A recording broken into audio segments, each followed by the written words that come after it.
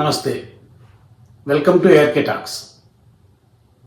YSR Congress party self goals వేసుకోవడంలోనూ, తన గొయ్యి తానే తీసుకోవడంలోనూ, తన కన్ను తానే పొడుచుకోవడంలోనూ తనను మించిన వారు లేరని, ఈ విషయంలో తన దరిదాపులకు కూడా ఏ వ్యక్తి కానీ ఏ పార్టీ కానీ రాలేరని పదే పదే చాటుకుంటూనే ఉంది. సాధారణంగా ఏ రాజకీయ పార్టీ అయినా సరే అధికార పీఠం నుంచి ప్రతిపక్ష స్థానానికి రావాలంటే అందుకు ప్రధానంగా ఆ పార్టీ అధికారంలో ఉన్నప్పుడు తీసుకున్న నిర్ణయాలు, అది సాగించిన పాలనా విధానాలు కారణమవుతాయి.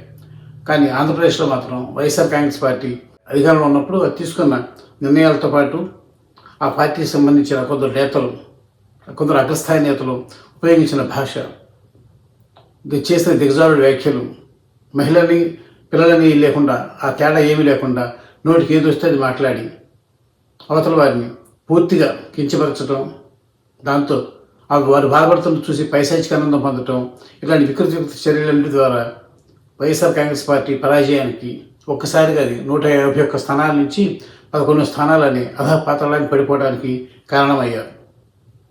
అప్పట్లో మనం చూసాం, వారు వీరని కాదు, తమకు నచ్చని, తమకు గిట్టని ప్రత్యర్థి పార్టీలకు చెందిన రాజకీయ నాయకులనే కాకుండా వారి కుటుంబాల్లోని ఆడవాళ్లను ఎవరిని ఒకళ్ళని కాదు ఎవరిని వదలకుండా ఏ మాట పడితే ఆ మాట అనేవారు. సమాజం చిత్కరించుకుంటుందేమో, వివేకం విచక్షణ ఉన్నవారు ఇలాంటి మాట్లాడవచ్చా?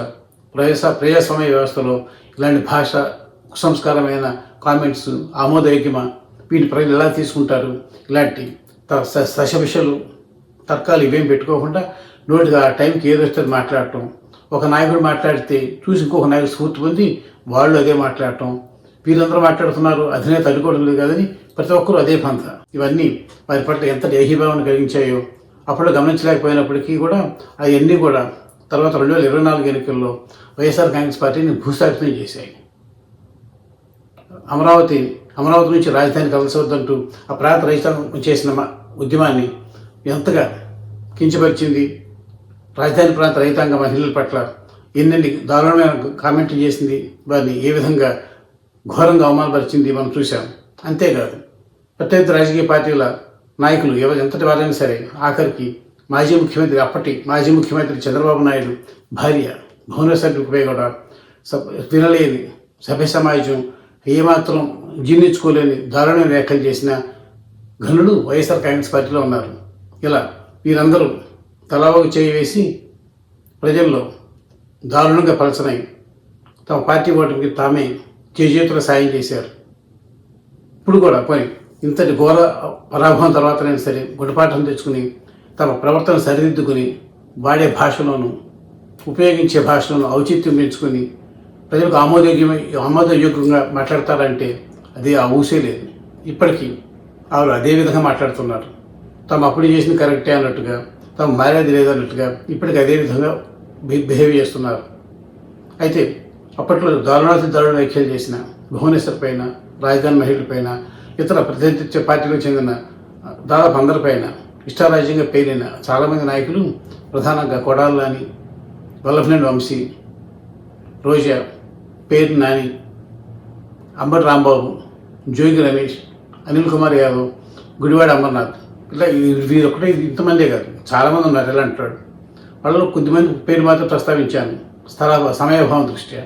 వీళ్ళలో కొంతమంది ఆ తర్వాత 2024లో అందరూ మాజీలు అయిపోయిన తర్వాత తత్వం బోధపడి కొడాలి నాని, వల్లభనేని వంశీ వీరందరూ అధికారం పోవడంతో పాటు రెడ్ బుక్ పుణ్యమా అని భయపడిపోయి కొద్దిగా తగ్గినట్టు అనిపిస్తున్నారు ప్రస్తుతానికి. కానీ మిగిలిన వారు మాత్రం అప్పట్లో కొద్ది కాలం మామూలుగా ఉన్నా సరే మళ్ళీ ఇప్పుడు తాజాగా మళ్ళీ పడగవిప్పి బుసలు కొడుతూనే ఉన్నారు. తమ దరిద్రపు వ్యాఖ్యలని కాలకుట విషయాన్ని ప్రజలందరిపైన చిమ్మి పైశాచిక ఆనందాన్ని పొందుతూనే ఉన్నారు. ఇలా కాకపోతే ఎవరైనా సరే రాష్ట్రానికి హోంమంత్రిగా స్థానంలో ఉన్న, గౌరవనీయ స్థానంలో ఉన్న ఒక మహిళ పట్ల ఇంతటి బాధ్యతారహిత వ్యాఖ్యలు చేయగలరా? నేను చెప్తోంది వంగలపూడి అంత గురించి. హోమ్ మినిస్టర్ వంగలపూడి అంత ఆవిడ పనితీరు పైన, ఆవిడ వ్యవహార సరళిపైన, ఆవిడ తీసుకున్న నిర్ణయాలపైన, ఆవిడ పాలనలో పోలీస్ శాఖ, హోంమంత్రిత్వ శాఖ పొందిన వైఫల్యాలపైన విమర్శించదలుచుకుంటే దానికి చక్కటి భాష ఉంది. ప్రజాస్వామ్యంగా ప్రజలను అంగీకరించే చక్కటి సంస్కారవంతమైన భాషలో ఆవిడ వైఫల్యాలను, పరిపాలన పరంగా ఆవిడ తీసుకున్న నిర్ణయాల లోటుపాట్లను బ్రహ్మాండంగా సమీక్షించవచ్చు. నిర్మాణాత్మక సూచన చేయవచ్చు. దాన్ని కన్స్ట్రక్టివ్ క్రిటిసిజం అంటారు. ఎవరైనా దాన్ని ఆహ్వానిస్తారు. అది ప్రజాస్వామ్య వ్యవస్థ మరింత ముందుకు వెళ్ళడానికి దోహదపడుతుంది. అయితే వైఎస్ఆర్ కాంగ్రెస్ పార్టీ నాయకులు మాత్రం ఇలాంటి నాన్ సెన్స్ ఇవన్నీ కూడా పెట్టుకోకుండా వాళ్ళకి వచ్చిందల్లా ఒకటేవాడికి నోటికి పని చెప్పటం, నోటికి ఏదొస్తే అది మాట్లాడటం, అది అవతల ఉన్న మహిళ వేరే ఆ సర్వస్వం వారికి తమ అనాలనుకుంది అంటారు, చేయాలనుకుంది చేస్తారు.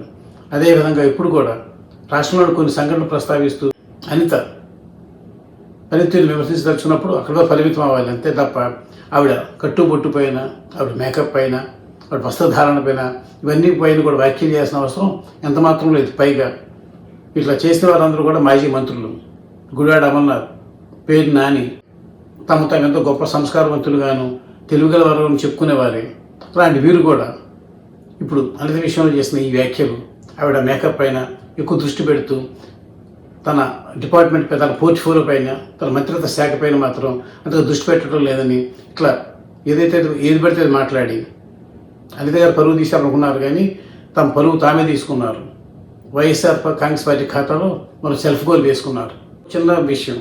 ఇప్పుడు మేకప్ సాంగ్ విషయానికి వచ్చి అనిత గారు విమర్శించి చాలామంది నాయకులు పర్సనల్ విషయం అయినప్పటికీ కూడా మనం ఒక విషయం ప్రస్తావించవచ్చు. వీళ్ళల్లో ఇప్పుడు 60 ఏళ్ళు దాటిన వాళ్ళు కూడా ఎంతమంది చుట్టూ నల్ల రంగు వేసుకుంటున్నారు, ఫేషియల్ చేయించుకుంటూ టింగు రంగం అంటే తిరుగుతున్నారు. ఇప్పటికీ తాము ఏదో కుర్రాళ్ళం అన్నట్టుగా ఎంత హడావులు చేస్తున్నారు. ఇప్పుడు ఈ సోకాళ్ళు అనితను విమర్శించే నాయకులు చాలామంది వీళ్ళు చేసుకోవట్లేదు మేకప్ అని మనం అనొచ్చు. కానీ మన సంస్కారం అడ్డు వస్తుంది. ఎందుకంటే మేకప్ అన్నది ఎలా తయారవడం అన్నది, ఎలా ఉండాలనుకుంటున్నాం అన్నది మన ఎవరికి వారికి సంబంధించిన వ్యక్తిగత విషయం. అది దాంతో ఇతరుల నిమిత్తం లేదు.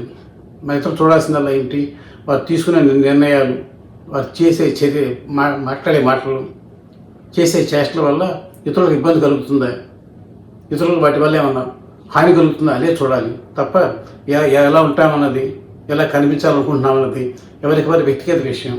ఈ చిన్న సూత్రాన్ని కూడా మర్చిపోయి వైఎస్ఆర్ కాంగ్రెస్ పార్టీ నాయకులు రాజకీయ నిర్ణయాలను, వ్యక్తిగత అంశాలను కలగాపలం చేసి తాము మరింతగా దిగజారిపోతూ చీకొట్టించుకుంటున్నారు. ఈ విషయం వారు ఎంత త్వరగా గ్రహిస్తే అంత మంచిది. లేకపోతే ఇప్పుడులాగానే ఇప్పుడు ఉన్న ఈ 11 స్థానాలు కూడా పదే అంటూ ఉంటారు అధికార కూటమి నాయకులు. ఈ 11 కూడా తక్కువ వైఎస్ఆర్ కాంగ్రెస్ పార్టీకి అట్లాగే జరగచ్చేమో.